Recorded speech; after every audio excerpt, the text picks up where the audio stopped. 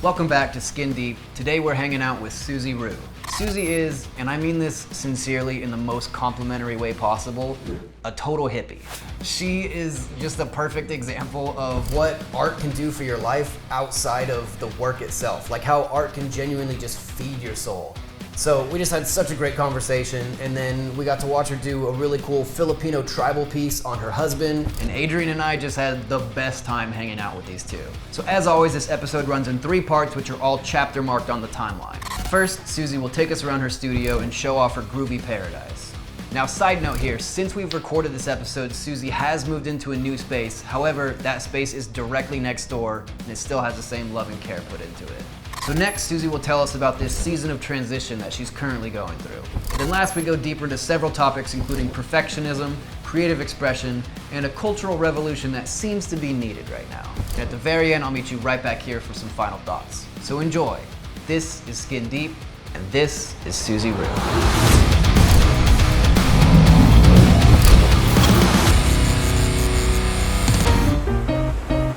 Today, we're out in West Tampa. Plantas y Tinta is right off of Howard Avenue, and Suzi's new shop is right next door. How are you? Good, how are you? Welcome in. Good, thanks for having us. Of course. You've been here since 2020? 2021. I've been here since 2021, and then I've had this shop since 2022. Okay. There used to be another shop before, and then I took over and I made it into this groovy little paradise with all my artwork and 70s vibes and disco balls. Did you do the 70s stripes yourself? Oh yes. So I used to just have the 3 yellow ones, and then this last year I recently added all the green. And I do it all by brush. There's no taping or anything. It's just me, a paintbrush, a pencil, and a ruler. One of my favorite pieces is this Playboy. She was actually the first Black woman on the cover of a Playboy. A lot of people have asked me if they could buy that poster off me. I'm like, no, just look for it online, but it's actually not even available online anymore, so I got really lucky. So it's become a treasured piece of mine. You gotta frame that. I do have to frame it. The frame is really expensive and big, Yeah. so I've been putting it off for a little while, but I think when I move into the new spot, I definitely am gonna frame it. I have some of my personal paintings in here too, like the coffee I did. That's like my ode to West Tampa. Similar to the arches over here too. Yeah, my little groovy stripes is what I call it. I even put that in tattooing a lot, actually. I put it in people's sleeves and other pieces. Groovy stripes. Yeah, I love my groovy stripes. Love that. I have vintage Playboys here. I have some fun books. I have my tarot cards. I have different phones and I use them as props for the film photography. Yeah, I have way too much fun in antique stores for sure. I like this. This is like a butt holder. Yeah, it's a guy butt. It's actually a planter. I need to put a plant in it. That's very nice. Yeah, some man butt. This is like the bird corner. I think it's because I'm Cuban, but I have an obsession with birds. My dad had a lot of birds growing up. I have birds now. So if you look around the shop, you'll see a theme of giant bird paintings. I'm trying to get better at it because birds are like this weird thing in my head where some of them freak me out. A lot of people are scared of them. Yeah, but so at the same time, I'm like, they fly. Yeah. They are like beautiful, like the designs on their wings and stuff. But then like, they also freak me out a little bit. All right, so we were just talking about this yesterday. In general, I think this applies, but especially in a tattoo shop, I think a nice bathroom is like the key to a good shop. I'd notice you have a nice bathroom. Well, thank you. So I have like some more Playboy art into the bathroom. Something I do love about my shop is we do work with Tampa Bay Abortion Fund, so we do always have free Plan B in the bathroom for whoever needs it. Whether they're a client or not, I always tell people, like, if you need it, just come and say you need to use the bathroom. We're not gonna ask any questions. We also have a period pantry in front, which provides menstrual products to anybody that needs it in the community. It's completely free, it's always accessible. That's great. That's like how I like to be a part of the community. Yeah. But yeah, I have all these fun Playboy covers here too. I'm excited to definitely put these in the studio. I feel like they'll have a little bit more of like a fun place to be looked at instead of just the bathroom. You know what's funny though is in my last apartment I had this one and this one also in my bathroom. So. I can show you my Playboy collection. I have like 300 in the back. Do you? Yeah, I'll show you. Look at them? Yes. Yeah. You might be able to find your birthday Playboy. You're what, June of 95? June 94. 94. I might have it. I have as old as like I think 64. I might have yours. When's your birthday? February 93. February 93. I feel like I have that one. That one sounds like, oh yes. You got it? It's a good one. It is a good one. And an interview with Danny DeVito. It's an extra good one. What? You know, the articles are pretty good. There's not that many pictures of naked ladies. I mean, there are, but. But it's actually like percentage-wise, it's not that much. No, it's like you know? mostly articles Yeah. and advertisements. It's like, and then like a couple of little naked ladies. But yeah, we have Yeah. your Playboy birthday. Mine's right here. I'm September of '94. Very classy. Yeah, if I like do a guest spot or I go see somebody and like, or they did me like a nice favor, I'll usually get them their birthday Playboy. Even just as a time capsule, too, it's like gonna become more and more valuable. Oh yeah, You know? it's awesome. I mean, my favorite ones are from like the old ones from like the '70s, and like the advertisements in them are super cool. I'll take pictures of them and create different collages. That would be a really cool thing to create artwork with. It's just like this camera kind of taken apart. That's sick. Yeah, I find tons of inspiration in these. Yeah. Well, thank you so much for having us here. Of course. Thanks for coming. I'm excited to see you blast this head tattoo. Oh yes. You ready? I started my tattoo studio in 2020, right before the pandemic. I moved into a smaller space with one of my coworkers that I had in Ybor City, and it honestly worked out great. We grew in that 1 year, and we ended up in this building that we're currently in, and I was here with him for a year. I wish him well, it just wasn't the partnership for me, and that's how I ended up having my own business in here, and I opened up Plantas and Tinta from that. So I was very intentional with it. I wanted it to feel warm and welcoming. I wanted people to feel safe. I wanted to feel like anybody can come in here and have a good experience. I feel like as an artist, you do have to really connect with your inner child, and children love colors and mess and tchotchkes, and you know, I'm very tchotchke forward. And you can expect nothing less at her new shop. Even though it's sad to see this place go, in her new space, Suzi will have a lot more freedom to create her work without the extra weight of operating such a large business. I will be right next door to where I currently am. My husband took over that unit and created smaller spaces. It's gonna be really nice. It'll be like a coffee shop in the front. There's gonna be other units there for other creative people to work. And I'm ready. I'm ready to close this chapter. I'm ready to kind of start a new one.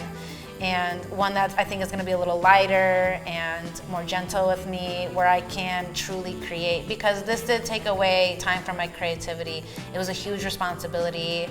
You know, you can't give from an empty cup. We have to fill our own cups as creative people and as artists and make our own work and be happy and free, so that way we can create it for other people and make them feel happy as well.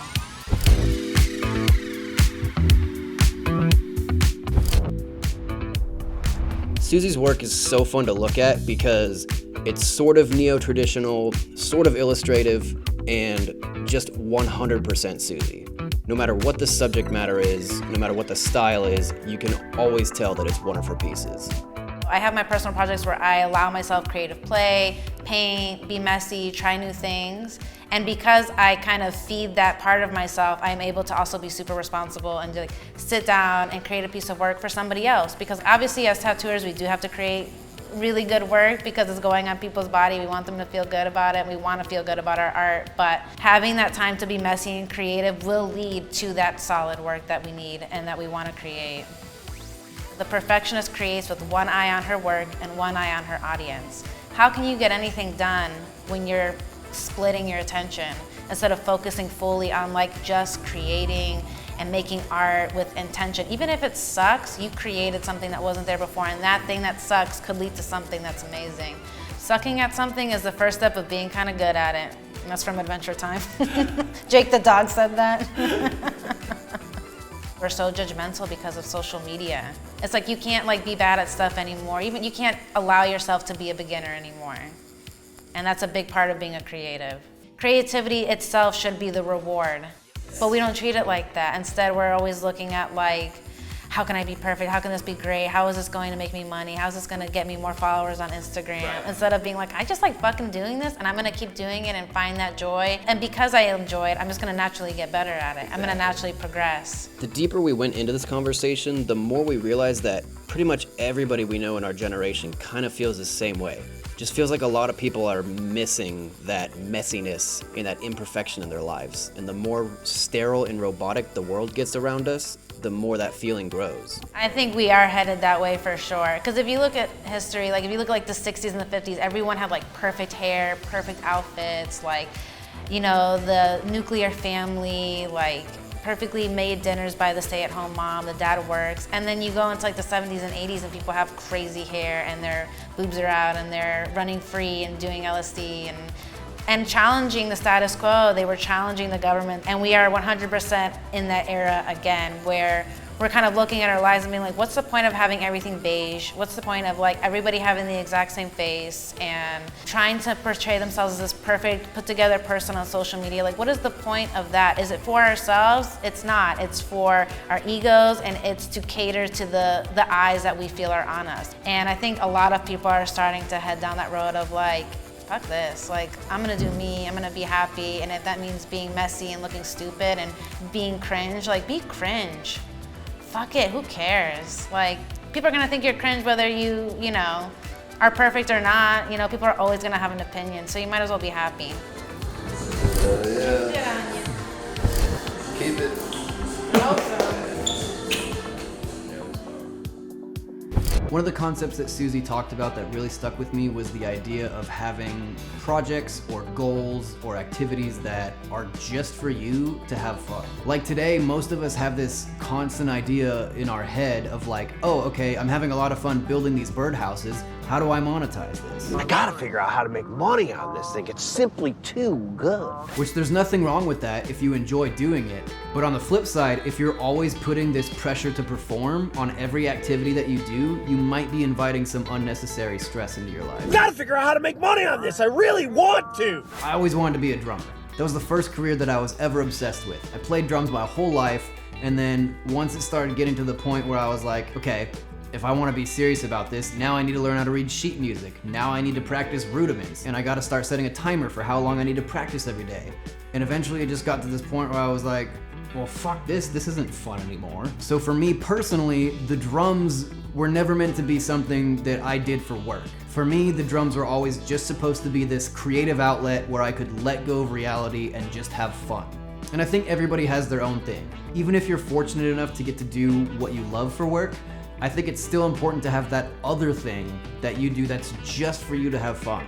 So that's it for this week. Go ahead and give Suzi a follow on Instagram at Suzi Rue Tattoo. And if you enjoyed this, make sure you subscribe to the channel here, and you can also give us a follow on Instagram at Skin Deep Show. And as always, if you'd like to see your favorite tattoo artist on the show, go ahead and drop their name in the comments below. That's it for this week. We'll be back next week with episode 3. See you there.